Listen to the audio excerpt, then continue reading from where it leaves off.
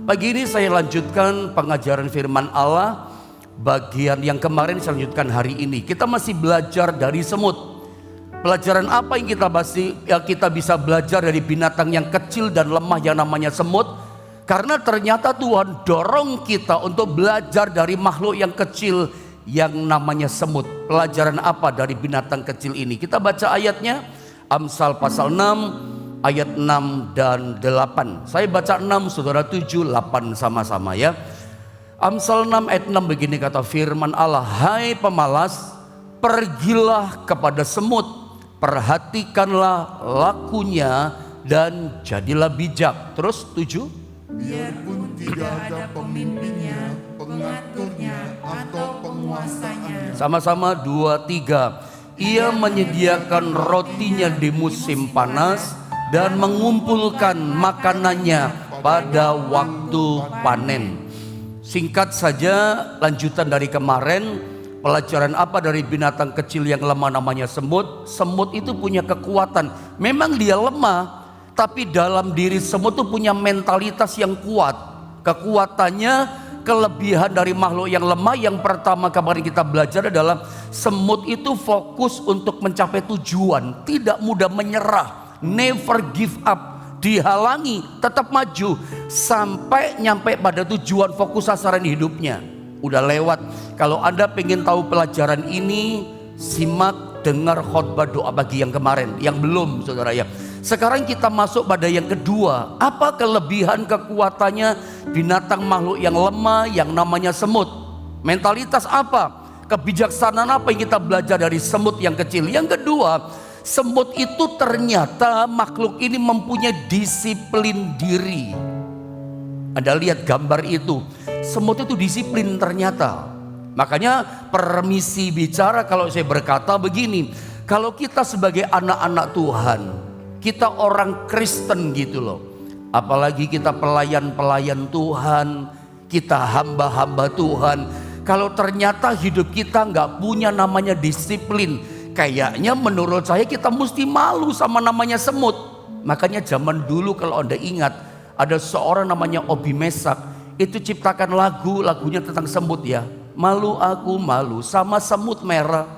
Saya pun ingin berkata kepada saudara, kalau kita sebagai orang Kristen, kita anak Tuhan, apalagi kita hamba-hamba Tuhan, ternyata Tuhan dapati di hadapannya kita nggak punya kedisiplinan diri.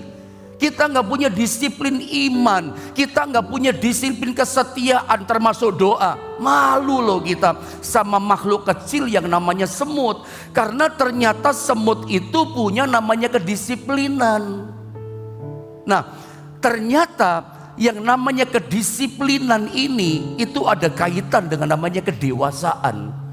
Orang dewasa rohani itu ternyata itu kelihatan dari ciri khasnya di mana? Dia punya disiplin.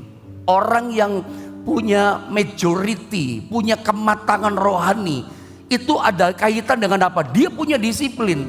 Makanya saya sodorkan satu pertanyaan kepada saudara. Apa sih sebetulnya parameter dari kedewasaan?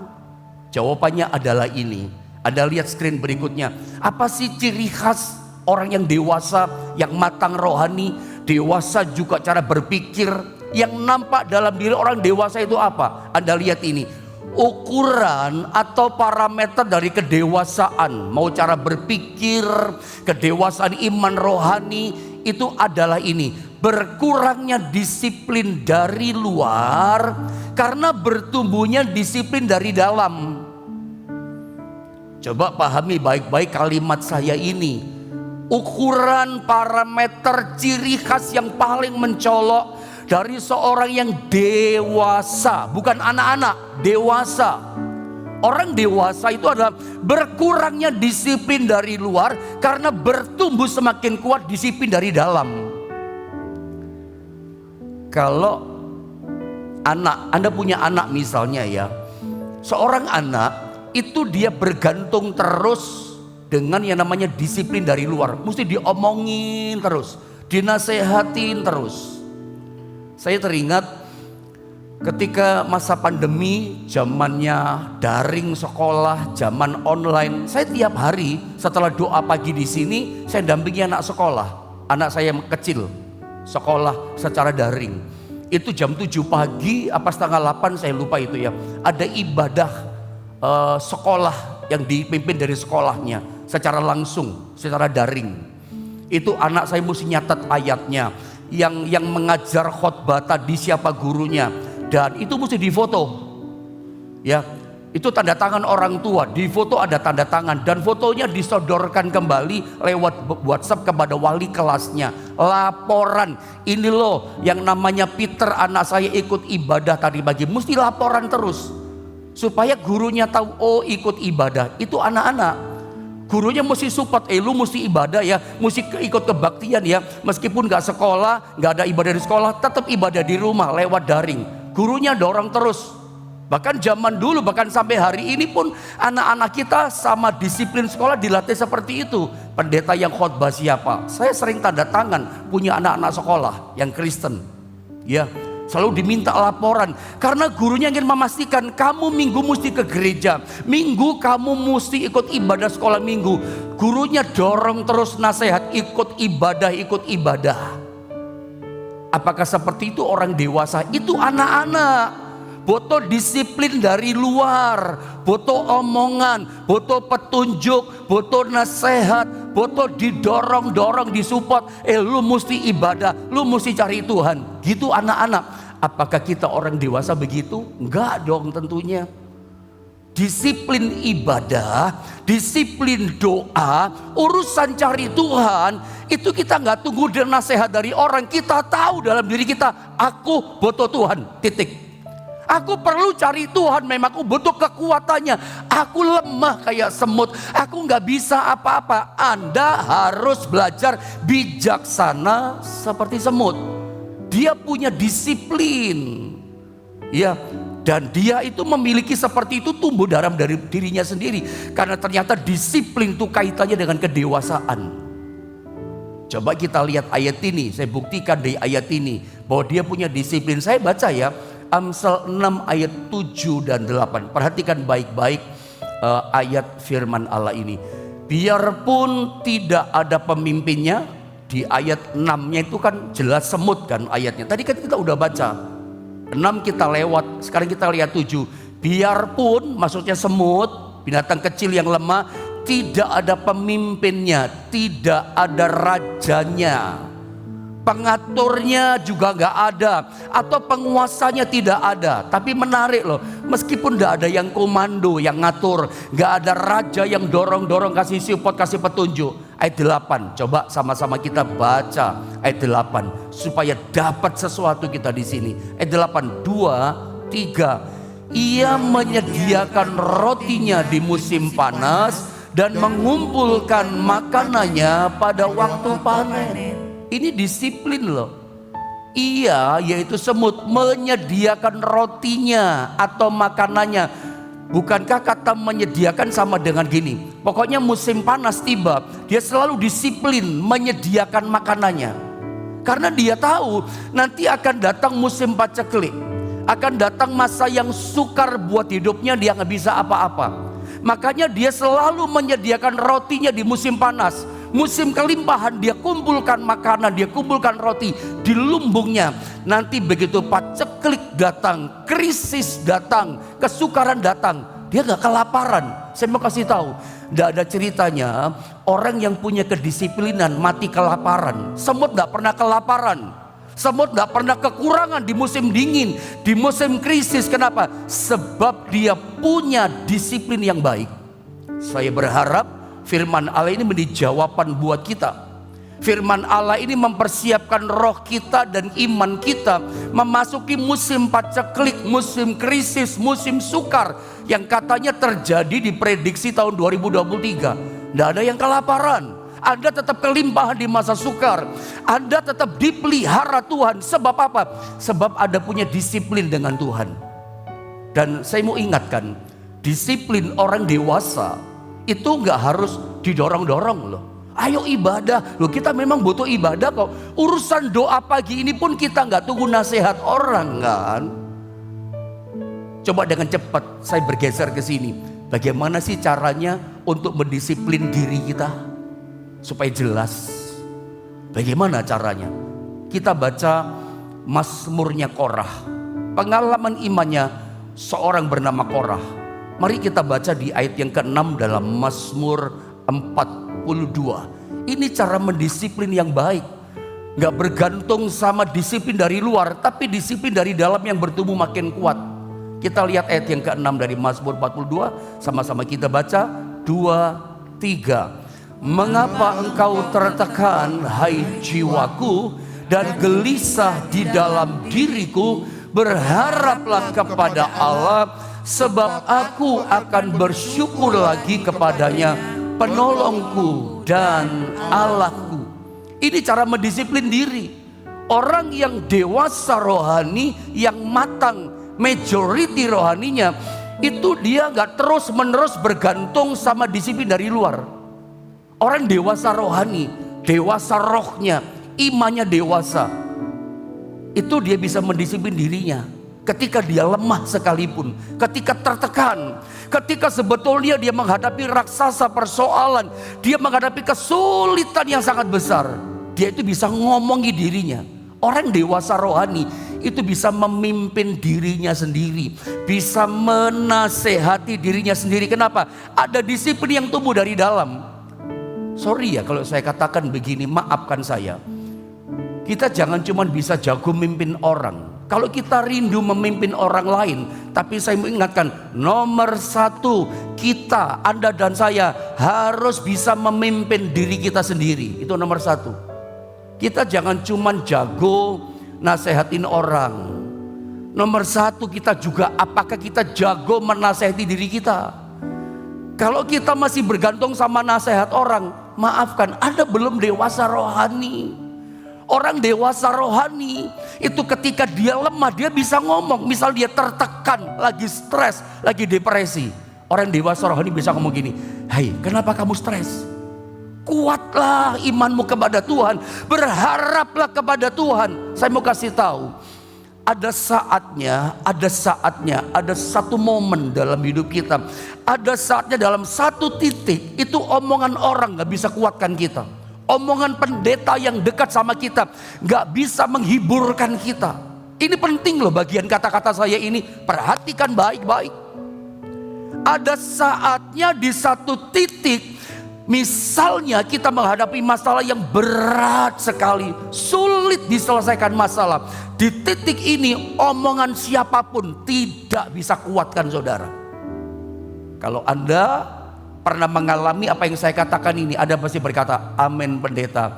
Saya pernah alami itu, omongan siapapun gak bisa kuatkan saudara, gak bisa teguhkan saudara. Pendeta kasih nasihat, tetap aja Anda susah, tetap Anda goncang imannya.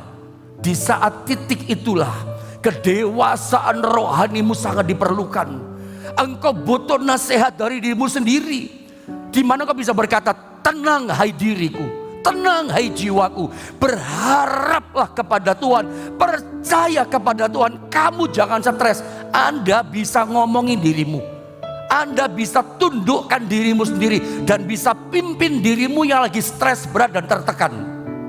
Orang gak bisa kasih kekuatan. Saat titik itulah kekuatan bangkit dari dalam dirimu sendiri. Itu ajaib, itu luar biasa. Kedewasaan rohani dibutuhkan itu saudara ya. Bergantung disiplin di dalam, bukan di luar. Semakin berkurang bergantung pada disiplin di luar, tapi bergantung pada disiplin di dalam makin bertumbuh.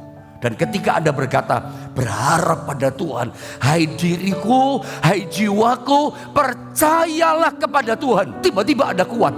Roh Kudus kasih kekuatan imanmu, dan Anda mengalami kemenangan, Anda mengalami mujizat. Orang membangun disiplin dari dalam, itu luar biasa.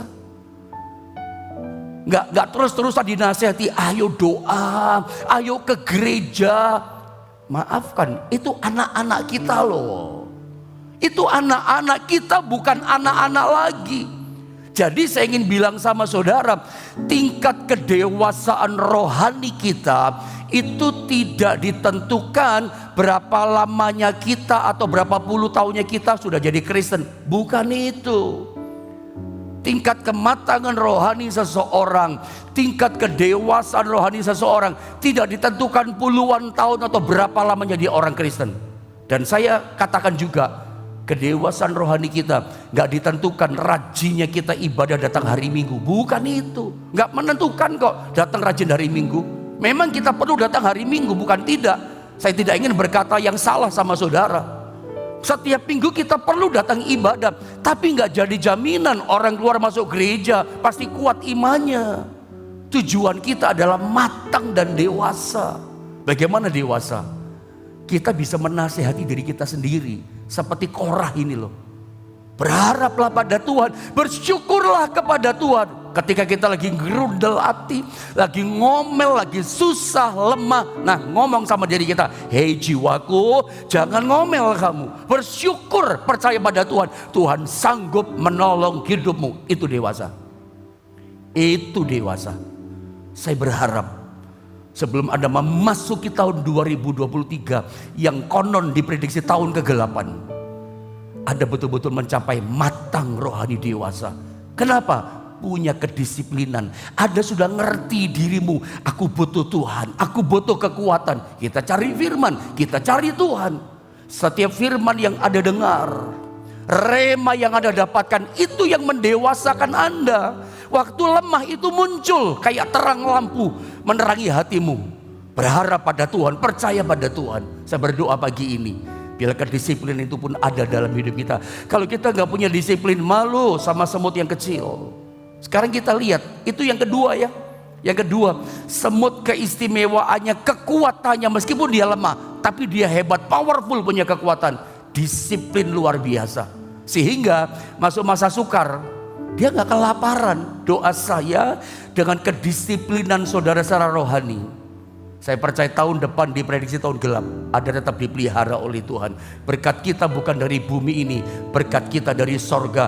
Bisnismu, usahamu, pekerjaan, ekonomi, keuangan tetap dipelihara. Karena kau punya disiplin hubungan yang baik dengan Tuhan. Juga disiplin dalam pekerjaan tentunya. Kalau kita disiplin dengan Tuhan, gak disiplin dengan usaha pekerjaan, gak bisa juga. Disiplin itu penting untuk semua hal, terutama urusan iman. Yang ketiga, semut itu memang kecil, tapi makhluk ini sangat identik dengan namanya persiapan. Punya preparation, prepare-nya itu punya. Binatang semut itu identik dengan persiapan. Mari kita baca ayatnya ya, supaya meneguhkan kita. Amsal 30 ayat 25. Mari sama-sama kita baca ya ayat ini. Semut punya persiapan. 2 dan 3. Semut bangsa yang tidak kuat, tetapi yang menyediakan makanannya di musim panas. Jelas ya Alkitab katakan semut itu kita banget kan di dunia ini yang makro, yang besar ini, yang masalahnya juga besar. Kita kayak semut, bangsa yang tidak kuat. Meskipun tidak kuat, tapi mentalitasnya, karakternya dia kuat. Itu yang menolong semut tidak kelaparan masuk masa paceklik. Kenapa? Dia punya preparation, punya persiapan. Tetapi meskipun tidak kuat, kecil mungil dia, yang menyediakan. Terjemahan lain, yang mempersiapkan. Semut identik dengan persiapan. Yang menyediakan, yang mempersiapkan makanannya di musim panas. Persiapan. Jadi semut itu adalah binatang yang punya persiapan. Dan saya mau katakan sama saudara, kesuksesan kita, keberhasilan kita, kemenangan kita, catat baik-baik ya, itu ditentukan oleh kesiapan atau persiapan kita. Orang Kristen yang tidak punya kesiapan-persiapan, tidak punya preparation, nggak mungkin bisa menang hadapi tahun depan. Serius saya berkata, nggak mungkin Anda bisa sukses, nggak mungkin Anda bisa berhasil, karena Alkitab yang katakan kesuksesan, keberhasilan, kemenangan kita, kemuliaan demi kemuliaan yang kita alami itu ditentukan oleh persiapan kita. Kita orang Kristen secara iman kita punya persiapan enggak? Persiapan itu penting loh. Saya kasih contoh yang paling gampang. Coba Anda lihat gambar ini. Anda pasti tahu seorang atlet petinju yang hebat yang bernama Manny Pacquiao. Orang ini punya persiapan, bukan cuma Manny Pacquiao, semua petinju. Satu kali dia pernah bertanding dengan namanya Browner. Browner petinju terkenal ya, jago dia. Tapi kalah dengan Manny Pacquiao waktu itu. Kenapa? Manny Pacquiao punya persiapan. Semua atlet tinju, atlet UMC, atlet bulu tangkis, atlet pemain sepak bola yang juara, yang top, yang sukses penampilannya, bersinar terang karir olahraga atletnya. Itu semua orang punya persiapan. Jangan dilihat waktu menangnya tinju mengKO lawan. Jangan dilihat dia bisa kalahkan musuh jadi juara dan sukses. Jangan dilihat itunya. Lihatlah mundur 1 tahun ke belakang, 2 tahun ke belakang. Persiapannya dia. Juara, pemenang, sukses, berhasil. Tidak bisa dilepaskan dari yang namanya persiapan. Tanpa persiapan nggak bisa sukses, gak bisa menang. Ada mau menang harus punya persiapan. Tapi aneh ya, aneh bin ajaib. Kita manusia, banyak orang lihat gambar ini sebenarnya jujur saja lebih menyukai keberuntungan daripada keberhasilan. Sukses berhasil, orang lebih suka beruntung. Apa perbedaannya keberuntungan dengan keberhasilan? Saudara, keberhasilan, kesuksesan, kemenangan, juara dan lain-lain itu semua harus ada namanya persiapan. Tapi kalau bicara keberuntungan itu menurut saya, menurut penilaian pandangan saya, yang namanya keberuntungan itu tidak bisa dipersiapkan. Keberuntungan ibaratnya bahasa manusia, bahasa kita kayak durian runtuh di depan kita. Kita nggak nanem gitu loh, nggak ngurus pohon duriannya, tapi yang kebagian berkatnya kita, durian runtuh, tek pas enak duriannya. Itu kan cuma peribahasa ya, bagikan durian runtuh itu yang namanya keberuntungan. Hei, kita beruntung. Kalau dalam bahasa rohani itu favor, itu anugerah, itu kasih karunia, itu keberuntungan, mirip-mirip sama itu. Dan memang itu gitu. Dan saya tidak ingin lewat firman Allah berkata, saya nggak berkata sama saudara bahwa kita nggak butuh keberuntungan, kita nggak butuh favor. Loh, kita butuh favor. Memang kita hidup dalam favornya Tuhan, kita hidup dalam keberuntungannya Tuhan. Beruntung dicari orang, dan memang orang lebih suka beruntung daripada keberhasilan. Kenapa? Karena keberuntungan itu tidak bisa dipersiapkan, tahu-tahu datang sama kita. Beruntung kita. Ya, tapi yang namanya keberhasilan, Anda mau berhasil di tahun depan, keberuntungan itu dari Tuhan saudara ya. Tapi keberhasilan itu persiapan kita. Kalau Anda ingin sukses, ingin berhasil, ingin cemerlang di tahun depan, tidak boleh lepas dari persiapan. Persiapan itu selalu menghasilkan namanya keberhasilan. Saya pernah ajarkan sama saudara ya, persiapan kita itu kalau ketemu sama kesempatan dari Tuhan, itu mendatangkan keberhasilan. Kesana maksudnya saudara ya. Selalu orang yang punya persiapan, Tuhan pasti berikan pada waktunya kesempatan buat dia. Begitu kesempatan karena ada siap, Anda bisa ambil, masuki pintu kesempatan yang Tuhan buka. Ya Anda berhasil, Anda menang, Anda juara, Anda sukses. Kenapa? Anda punya persiapan. Coba Anda lihat statement kata-kata dari seorang hamba Tuhan yang bernama John Maxwell. John Maxwell pernah katakan bahwa menjalankan kehidupan di dunia ini, kita akan selalu diperhadapkan 2 pilihan. Apa 2 pilihan itu? Adalah repairing or preparing. Repairing itu adalah memperbaiki, perbaikan. Ya, preparing itu persiapan.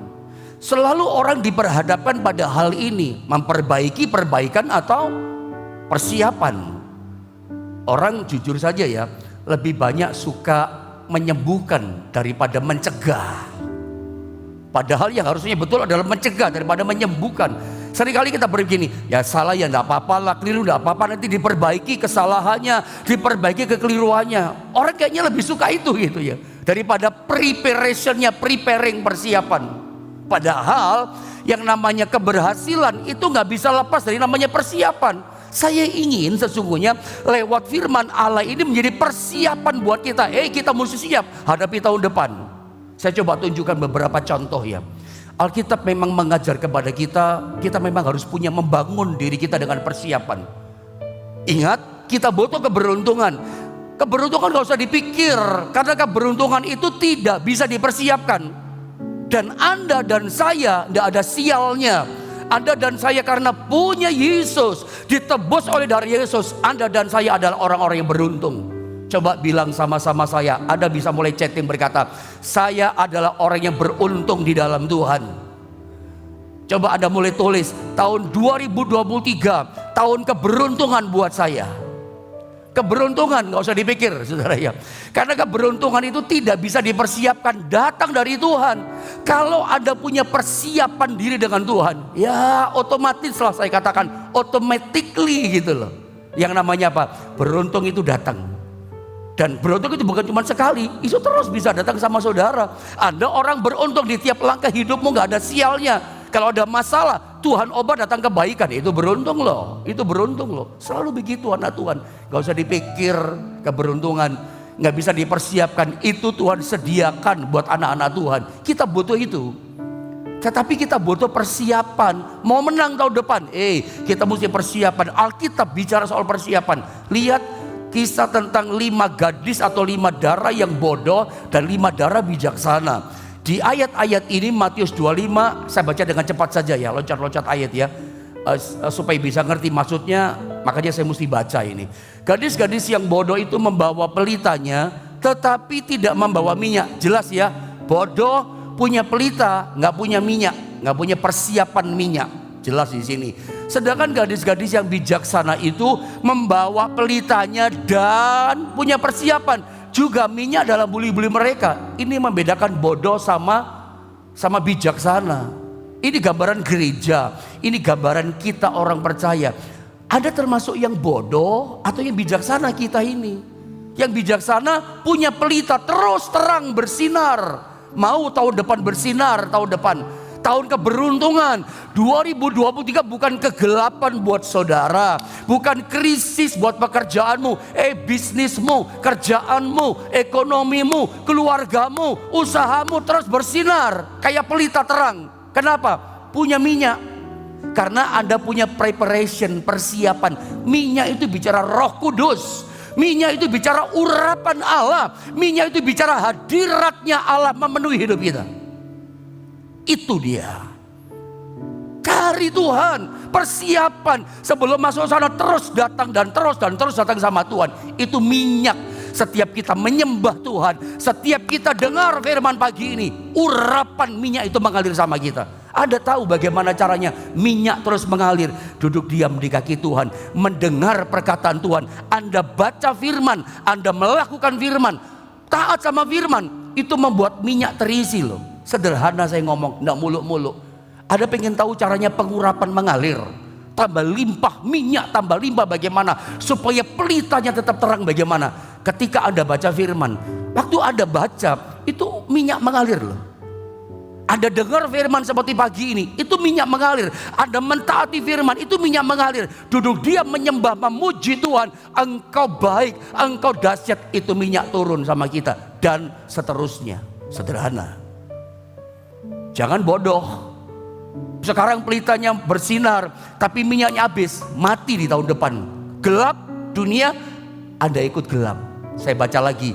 Lalu gadis-gadis yang bodoh berkata kepada gadis yang bijaksana, berikanlah kami sedikit dari minyakmu itu, sebab pelita kami hampir padam. Terus ayat berikutnya, tetapi jawab gadis-gadis yang bijaksana itu, yang pintar, tidak. Nanti tidak cukup untuk kami dan untuk kamu. Lebih baik kamu pergi kepada penjual minyak dan beli di situ. Sama-sama kita baca ayat 10, saudara. 2, 3. Akan tetapi waktu mereka sedang pergi untuk membelinya, datanglah mempelai itu, dan mereka yang telah siap sedia masuk bersama-sama dengan dia ke ruang perjamuan kawin, lalu pintu ditutup.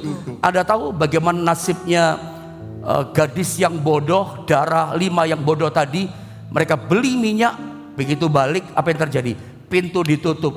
Bukakan kami pintu. Ada suara dari dalam, itu suara Tuhan. Aku tidak mengenal kamu, sebab itu berjaga-jagalah, kata 13-nya. Siap sedialah, kamu mesti punya persiapan, karena kamu tidak tahu kapan dan waktu saatnya datang. Di depan saat apa yang terjadi kita nggak tahu. Itu kan prediksi tahun kegelapan. Kalau betul-betul gelap kita pun nggak tahu.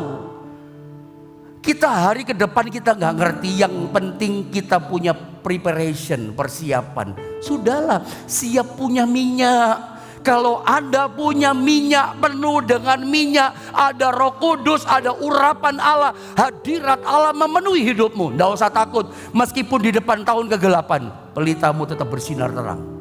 Pelita itu bicara kehadiran Tuhan dalam hidup kita, yang menolong. Kerjaanmu tetap bersinar, pelitanya nggak padam. Tidak ada yang pekerjaannya padam, tidak ada yang ekonominya padam, tetap bersinar. Ini jaminan Tuhan, asal kita punya persiapan.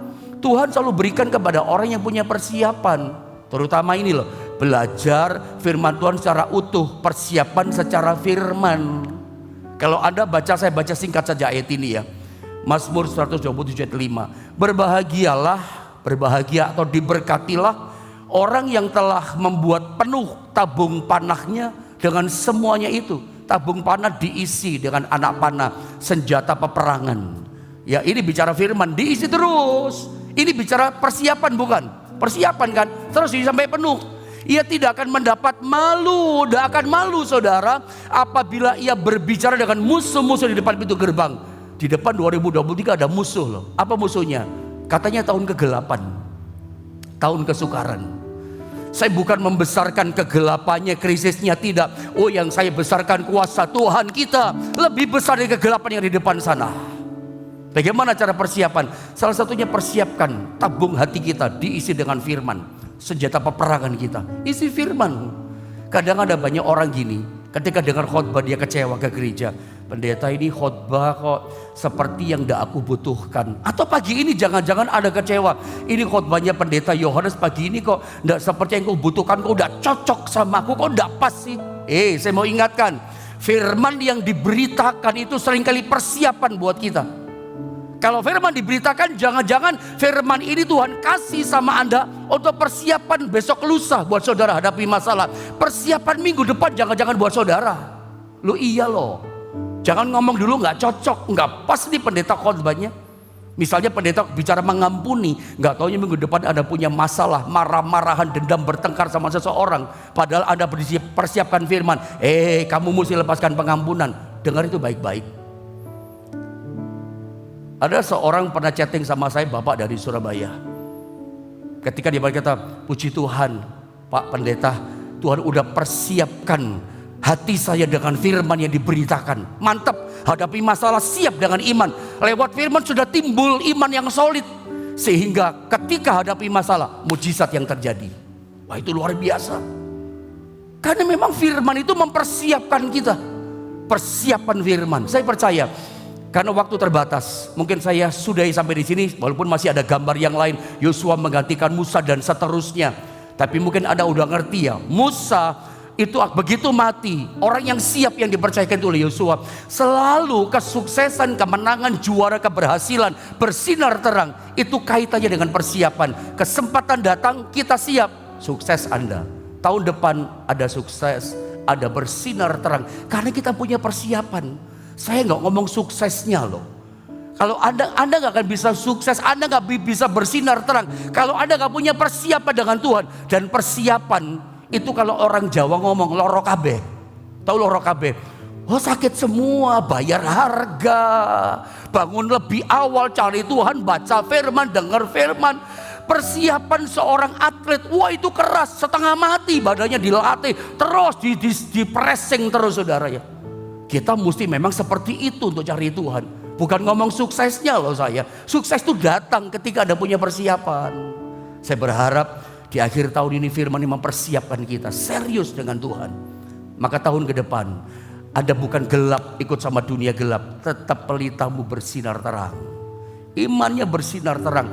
Sampai semuanya usaha pekerjaanmu tetap bersinar diberkati Tuhan. Mari kita sama-sama berdoa saudara ya.